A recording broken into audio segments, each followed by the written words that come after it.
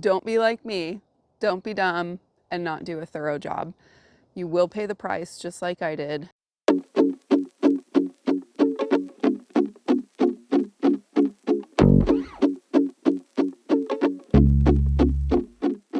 Hey folks, here I am in somewhere in San Bernardino County. I spent about 2 weeks stuck in Las Vegas. Unfortunately, when I arrived there, I discovered a massive suspension issue. It was very fortunate that I even made it to Vegas from my starting point. I was airing up my tires, all of which were low, and that's when I noticed this issue. Now, I should have definitely caught this on inspection, but I was in such a frantic, urgent state that I did not do a thorough inspection. I had looked underneath for significant rust and things like that because it is a 99 Fleetwood Jamboree, so it's not new. But myself and the seller both missed this humongous issue that, had it really fully failed, could have been catastrophic. And so myself and my dogs are super lucky and fortunate that we made it to where we did and then found a shop that could fix it. So the issue was that this vehicle was equipped with rubber shear spring blocks, and those had broken and deteriorated and all this crap. It wasn't anything new.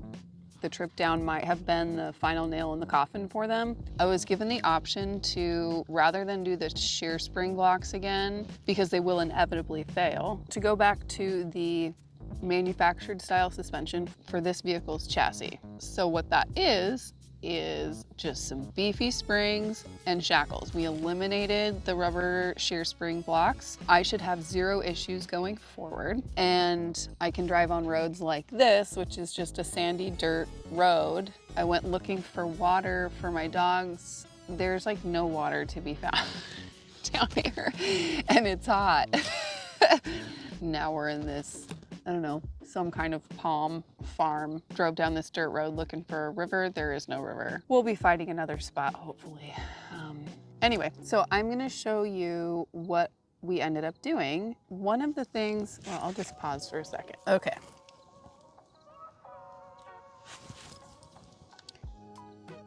So as you can see, prior to this shackle being placed there, that's where the rubber shear spring block was located, which are the photos in the thumbnail.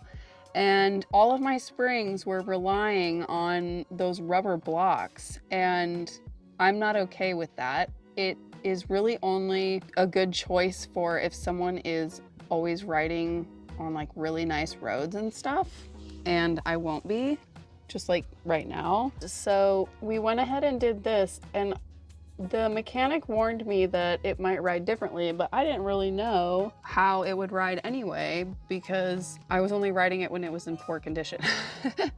I was concerned that when he told me that it might ride differently, that it meant that it was going to be extremely jarring, that I was actually worried about stuff on the inside or, you know, the entire framing of this thing. That's totally not the case. This rides great. It is also significantly higher. The back end was about at least a foot lower before. And I was having to go with extreme caution through even the smallest little dips because this thing felt like it was just gonna fall apart. And then taking turns and all of that. So I feel super confident. So this is kind of like a, what is that called? Like a warning story? Why can't that, it's not coming to my mind, but what the heck is that? You know what I mean. It's one of those where due diligence, do a proper inspection of the entire vehicle. That repair ended up costing me just under $4 grand. Now it's gonna take this whole thing, my sweet rig, a very, very long way. But I had just purchased this and I would have gotten a better deal on it had myself and the seller noticed that, and I could have negotiated. But that's not the case, so I ended up paying a whole bunch, but I do feel good about it. Now, there is something else that I noticed when I was driving around in Vegas. I also noticed that my front shocks are needing to be replaced.